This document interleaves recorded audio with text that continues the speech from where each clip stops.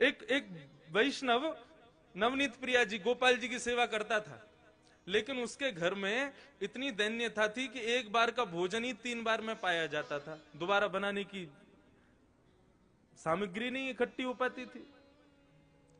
अब उसका कोई एक मित्र आया, वो पैसे वाला, उसने आकर के उससे कहा और भाई सब ठीक? बोले हाँ सब ठीक। बोले तुम्हारा दिन सुधर गए कि नहीं? बोले अब वैसे ही है भैया, क्या करें, एक समय अब रोटी बनती है, उसी से शाम तक का गुजारा होता है। बोले अच्छा तुम पूजा वूजा करते हो क्या? बोले हाँ। बोले किसकी करते हो? बोले गोपाल जी, नवनीत प्रिया जी, लड्डू गोपाल, इनकी पूजा करता हूं। हंसने लगा मित्र, इनकी सेवा करते हो? अरे ये भी बेचारे जब इनको पूतना मारने आई ना, स्तनों में विष लगा के, तो ये भी नेत्र बंद करके शंकर जी से मदद मांग रहे थे कि पूतना के स्तन के विष को तुम पी जाओ। अरे जो अपनी रक्षा स्वयं नहीं कर पाते, तुम्हारी रक्षा क्या करेंगे? इनसे बड़े शंकर जी हैं, शंकर जी को लिया तुम, उनकी सेवा शुरू कर दो। अब बेचारा मरता क्या नहीं करता, सब कर लेते हैं।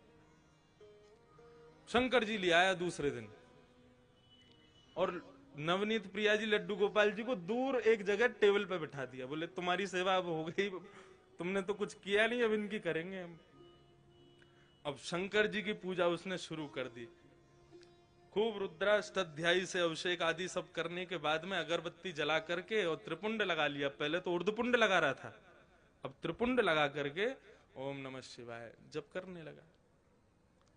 अब जैसे ही आंख खोल के देखा तो जो उसने अगरबत्ती जलाई थी उसका धुआं उड़ करके गोपाल जी के पास जा रहा था। अब वो धुआं है, वो तो कहीं भी जा सकता है। अब जैसे ही गोपाल जी के चारों तरफ उसने धुआं देखा तो ठाकुर जी के पास जाके क्या बोलता है, इतने वर्षों से सेवा कर रहा था, तब तो मेरी नहीं सुनी, आज दूसरे किसी को ले आया तो चिढ़ के मारे उसकी अगरबत्ती भी खुद ही सूंघ रहे हो। और ठाकुर जी को बोला तुमको यहां बैठने ही नहीं दूंगा, अलमारी में बंद करूंगा। जैसे ही ठाकुर जी को इस भाव से उठाया, ठाकुर जी प्रकट हो गए वहां पर, चरणों में गिर पड़ा। बोले महाराज आपने आज तक मुझे दर्शन नहीं दिए, शंकर जी के आती दर्शन कैसे हो गए? बोले देख ये भेद बुद्धि मत रख, मुझ में शंकर जी में कोई भेद नहीं है, और शंकर जी आए इसलिए दर्शन दिए ऐसा भी नहीं है। तो बोले क्यों किए, फिर क्यों दिए दर्शन आज आपने? बोले कल तक तुझे ये नहीं लगता था कि मेरी नांग सूंघती भी है, कल तक तुझे ये नहीं लगता था कि मुझे भी जलन हो सकती है, लेकिन आज तेरे भीतर ये भाव आया कि मैं चैतन्य हूं, ये अगरबत्ती मैं भी सूंघ रहा हूं, मुझ में भी एक जलनशीलता आई है, मतलब मैं साधारण मूर्ति नहीं, मैं चैतन्य हूं। जब तेरे हृदय में ये भाव आया तो मैं पीछे क्यों हटूं, मैं भी प्रकट हो गया, मैं भी क्यों मूर्ति तक रहूं? जब तू ही मुझे इतना ऊपर पहुंचा चुका है तो मैं भी प्रकट हो गया। तो ठाकुर जी का दूसरा स्वरूप भागवत कहती है चैतन्य, उनमें सदैव वही भाव रखो, ये चैतन्य है। एक बार को मंदिर में विराज रहे ठाकुर में हमारी चैतन्यता का भाव रहता है कि नहीं ये ठाकुर जी हैं, इनके सामने बेल्ट नहीं पहननी, इनके सामने जींस नहीं पहननी, इनके सामने ऐसे नहीं जाना। लेकिन अपने घर के ठाकुर के सामने भी हम लोगों के अंदर चैतन्यता का भाव तो रहता नहीं। 2 दिन के लिए उदयपुर में महाराज किसी का ब्याह हो रहा है हमारे परिवार में, और 2 दिन के लिए जाना है पूरे घर को। 80-80 हजार रुपए के सबने कपड़े बनवाए अपने, सब लोग जाएंगे, ठाकुर जी के आगे मिश्री रख जाएंगे। बोले हम तो जा रहे हैं उदयपुर, वहीं ब्याह में रहेंगे, थोड़ा आनंद करेंगे, आप मिश्री का भोग लगाओ। तुम रह लोगे 2 दिन मिश्री पे? नहीं रह सकते। सब लोग इधर देखो, सावधानी से एक बात बता रहा हूं मैं, इस बात को समझ लेना। ये 24 अवतार तो ठाकुर जी के हैं ही हैं, ये 25वां अवतार जो अर्चा अवतार है, ये ठाकुर जी ने क्यों धारण किया? हमारे घर में ठाकुर जी अपनी सेवा कराने के लिए क्यों पधारे?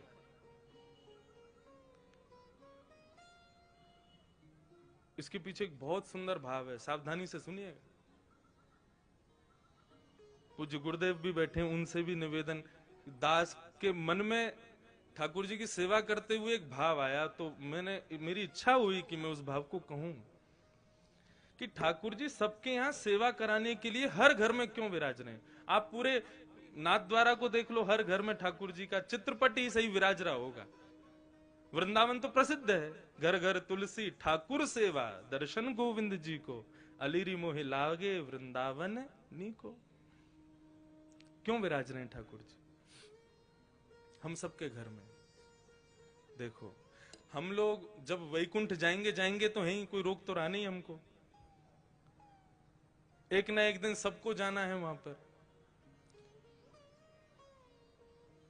तो यदा कदा हमारे द्वारा किए गए कृत्य के कारण यदि हमें कभी वैकुंठ के अलावा भी लोगों का दर्शन करना पड़ गया, मानो जैसे नरक का दर्शन हो गया या स्वर्ग का दर्शन करना पड़ गया, और उस पश्चात वहां पर बताया गया तुमने ये अपराध किया था इसलिए तुमको ये करना पड़ा, तो हम ठाकुर जी से शिकायत करने लग जाएंगे। प्रभु आपकी इतनी अर्चना करते हैं, इतनी सेवा करते हैं, इतनी पूजा करते हैं, इतना आपका नाम गुणगान करते हैं, उसके बाद भी हमारे जीवन में दुख, उसके बाद भी हमारे जीवन में कष्ट, उसके बाद भी हमारे जीवन में कभी सुख की अनुभूति नहीं, और उसके बाद भी जब हम संसार छोड़ के आए तो नरक का दर्शन। शिकायतें दुनिया भर की हम ठाकुर जी से करने लग जाएंगे। आपने ये नहीं किया, ये नहीं किया, ये नहीं किया, हम ठाकुर जी से शिकायतें करेंगे। भगवान बोले ये मुझसे शिकायत करे उससे पहले इसके यहां अर्चावतार रूप धारण करके बैठ जाओ इसके घर में। क्यों? बोले कभी ना कभी ये भी तो अपराध करेगा। सर्दी में कभी मुझे ठंडे जल से नहला देगा, भयंकर सर्दी में कभी मुझे हो सकता है पतला वस्त्र पहना दे, मुझे ठंडी लगे उससे। भयंकर गर्मी में खुद तो एसी में बैठेगा, मुझको पंखा भी नहीं चलाएगा, बिजली का बिल बढ़ जाएगा, मंदिर का पंखा बंद ही रहने दो। ये सारे अपराध ये करेगा मेरे साथ में, लेकिन मैं कभी शिकायत नहीं करूंगा। क्यों? हिसाब बराबर करने के लिए आया हूं, तुझे शिकायत करने योग्य छोड़ूंगा नहीं मैं। तुम भगवान से कुछ कह नहीं सकते कि भाई आपने ऐसा क्यों नहीं किया, आपने ये दुख क्यों किया। भगवान बोले तेरी शिकायत पूरी हो गई, अब मैं करूं शिकायत। भोग बनाते समय सब्जी देख करके भोग लगने से पहले ही तेरा मन ललचा गया था। एक बार भयंकर सर्दी में एक बार मुझे कहीं लेके जा रहे थे, बद्रीनाथ गए थे, मुझे इतना पतला वस्त्र पहनाया, मुझे सर्दी लगी, मैंने कभी शिकायत की तुमसे? तो मनुष्य की जितनी भी शिकायतें हैं उनका हिसाब बराबर हो जाए, उसके लिए ठाकुर जी अर्चावतार लेके आए कि आप ठाकुर जी से कुछ कह ना सको। यदि आपने कहा तो फिर ठाकुर जी कहेंगे। कितना भी प्रयास कर लेना, कितनी भी कोशिश कर लेना, अर्चावतार में एक ना एक अपराध तो हम करते ही हैं, लेकिन ठाकुर जी कभी कुछ नहीं कहते। तो वे चैतन्य है। और ठाकुर जी का तीसरा स्वरूप है आनंदम परमानंदम। ठाकुर जी आनंद स्वरूप है। श्रीनाथ जी का स्वरूप परमानंद प्रदान करता है।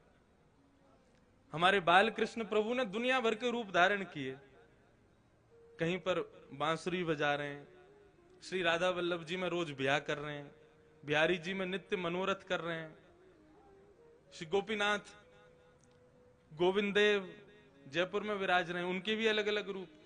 लेकिन श्रीनाथ जी का जो रूप है, स्वरूप है, इसमें सब विराजमान है, सब विद्यमान है, क्योंकि ये वास्तविक आनंद स्वरूप है। एक भुजा ऊपर है और दूसरी भुजा कमर पर है। किस भाव से? सावधानी से सुनिए कथा बिल्कुल। श्रीनाथ, श्री यानी राधा, श्री यानी श्री किशोरी जी, श्री यानी श्री लाडली जी, और श्री लाडली के संग युक्त होकर के जो नाथ विराजमान है वो है श्रीनाथ। सुन वे तो पहली ताली बजा रहे हो, बात तो पूरी करने दो हमको, जल्दीबाजी मत करो। अब तो पंडाल भी अपना, समय भी अपना, कथा भी अपनी, उत्सव भी अपने, पूरे दिन पूरा दिन है अपने पास, खूब भाव से सुनो कथा। वृंदावन में जो दर्शन नहीं है वो दर्शन श्रीनाथ जी में है। कैसे? आप लोग सब बाहर से पधारे हैं, इसलिए मैं जो अपने गुरुजनों से, जो अपने बुद्धिजीवियों से जो मैंने सुना, तो मैं कह दूं यहां पर। वृंदावन में किशोरी जी ठाकुर जी के बगल में विराज रही है, और स्वरूप में नहीं है, केवल नाम के रूप में श्री राधा रानी विराजती हैं वृंदावन में।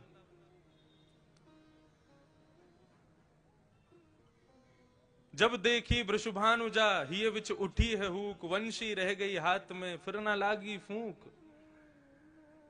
वृंदावन में श्री किशोरी जी अपना स्वरूप नहीं दिखाती। क्यों? क्योंकि एक बार ठाकुर जी मुरली का नाद कर रहे थे, तो एक मयूर मोर नृत्य करता हुआ ठाकुर जी के सामने आया और ठाकुर जी को इशारा करने लगा, चलो हम आपको किसी से मिलवाने ले चलें। भगवान बोले किससे मिलवाने ले चलो? चलो तो सही।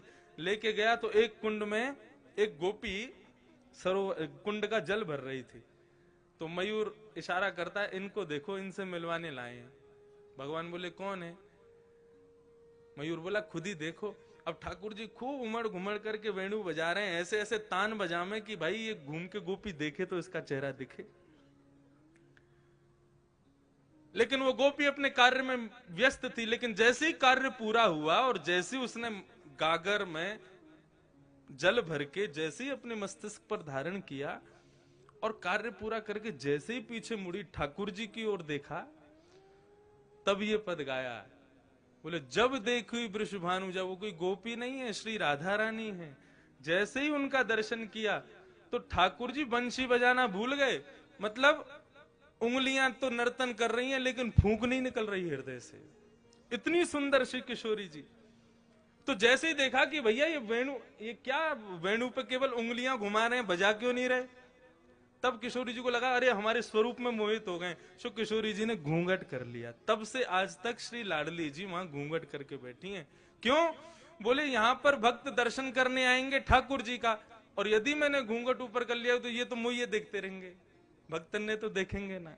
तो यहां हमारी श्री किशोरी जी घूंघट करके बैठी हैं। लेकिन नाथद्वारा में किशोरी जी कहां है? नाथद्वारा में लाडली जी कहां है? ये जो स्वरूप है ये श्री लाडली जी का है। एक स्वरूप नहीं है श्रीनाथ जी। ये दोनों स्वरूप जब प्रेम में उन्मुक्त होकर के एक हो गए, तब श्रीनाथ स्वरूप प्रकट हुआ। अपनी पूर्ववर्ती कथा में भी मैं बता रहा था कि जब रास करते हैं ठाकुर जी, तो दोनों के अंग का स्वरूप क्या होता है? बोले श्री किशोरी जी तो ऐसे नृत्य करती हैं, ये भाव है उनका, ये सदैव ऐसे ही नृत्य करती हैं। और श्री ठाकुर जी दोनों श्री विठलनाथ के रूप में, जैसे दोनों कमर पर हाथ रख करके और इस प्रकार से ठाकुर जी नृत्य करते हैं। कभी आप रासलीला देखो तो कान्हा मोर बन आयो, कैसे आवे? यूं ही तो आवे, अपने कंधे पे हाथ रख, अपने कमर पर हाथ लगा के। तो ठाकुर जी ज्यादातर नृत्य ऐसे ही करते हैं। अब नृत्य करना नहीं आता, नहीं करके बता देता मैं। अब भाव यही है कि बार बार ठाकुर जी नृत्य करते करते ऐसे ही हो जाते हैं, और श्री किशोरी जी ऐसे ही नृत्य करती हैं। एक दिन किशोरी जी जब नृत्य कर रही तो ठाकुर जी बोले आज तो आप बहुत ही सुंदर लग रही हो, तेरो मुख नीको कि मेरो मुख किशोरी राधे। ठाकुर जी दर्पण देखें, दर्पण में किशोरी जी, जब ठाकुर जी और किशोरी जी दोनों देखें तो ठाकुर जी कहें अच्छा लाडली जी यूं बताइयो, तुम्हारो मुख सुंदर है कि मेरो मुख सुंदर है? किशोरी जी कहें जा प्रकार से अमावस्या में पूर्णिमा को चंद्रमा खिल जाए तो पूर्णिमा के चंद्रमा को देखवे के काजे सबन की दृष्टि व काली अंधियारी को भी देखे, वैसे ही आप हो। बोले आप तो ऐसे कार्य हो, आपको कोई देखो तो चाहे ना। लेकिन हम जब गौरांगी अपनो पूर्ण रूप लेकर के आपके बगल में विराज जाए ना, तब लोग आपको देख लें हमारे मारे। ऐसा ठाकुर जी के संग विनोद करें श्री किशोरी जी। तो उस दिन ठाकुर जी बोले आज तो आप बहुत ही सुंदर लग रही हो। राधा रानी बोली हम तो सुंदर हैं ही हैं, बता का रहे। ठाकुर जी बोले लेकिन हमारी इच्छा है रे कि आप हमारे सन्निकट आ जाओ, आप हमारे नजदीक आ जाओ। किशोरी जी बोली देखो ये सब सखियां नाच रही हैं, सब नृत्य कर रही हैं, सब रास कर रही हैं, अब हम इन सबन के सामने आपके समीप आमे ना तो हमको न कष्ट होवे। सो किशोरी जी तो आमे नहीं, ठाकुर जी बार बार ऐसे नाचते नाचते उनके बगल में पहुंच जाए कि हमारे पास आमे। लेकिन ललिता, विशाखा और श्री यमुना, इन तीनों के हृदय में यह भाव आया कि ठाकुर जी की बड़ी इच्छा है रही है श्री किशोरी जी के आलिंगन की, हृदय से लगावे की, लेकिन हम लोगन के संकोच के मारे कर नहीं रहे। सो तीनों नृत्य करते करते वहां से अंतर ध्यान हो गए ताकि हमारा संकोच दूर हो जाए, हमसे जो संकोच है वो दूर हो जाए। जैसे ही तीनों वहां से प्रस्थान किए, ठाकुर जी ने और श्री लाडली जी ने देखी अब कोई ना है, अब तो समीप आ जाओ हमारे, आपको स्वरूप इतना बढ़िया मनमोहक लग रहा है। सो किशोरी जी तो ऐसे नृत्य करते करते और ठाकुर जी ऐसे नृत्य करते करते जैसे ही आकर के आलिंगन कियो है, सो आधो स्वरूप तो श्री किशोरी जी को और आधो श्री ठाकुर जी को श्रीनाथ रूप में प्रकट हो गए। बोलो श्रीनाथ प्यारे की जय। आप कभी गर्मी में यहां आना, मैंने तो अनुभव किया है। ठाकुर जी की जो उठी हुई भुजा है वो श्री राधा रानी है, और उस भुजा को जब आप देखेंगे तो उस भुजा में आपको गौर वर्ण का दर्शन होगा। अभी तो ठाकुर जी ने पूरा अंग ढका, केवल मुखमंडल दिखाते हैं, लेकिन कभी गर्मी में आप आओगे तब ठाकुर जी के श्री अंग का दर्शन कीजिएगा, आपको श्री किशोरी जी भी दिखेंगे। तो आधा भाग श्री लाडली जी हैं और आधा भाग श्री ठाकुर जी हैं, दोनों के रूप एक हुए तब श्रीनाथ प्रकट हुए। हमारे ब्रज वृंदावन में तो फिर भी राधा रानी ने थोड़ा सा दूर है के बैठी हैं, लेकिन यहां तो एक में ही बैठी। और यहां आए कहां थे, कहां से आए, हमारे यहां से ही तो आए, हमारे ब्रज से ही तो पधारे। कल यहां पर प्रेस कॉन्फ्रेंस हो रही थी तो हमारे प्रेस के सब भाइयों ने हमसे पूछा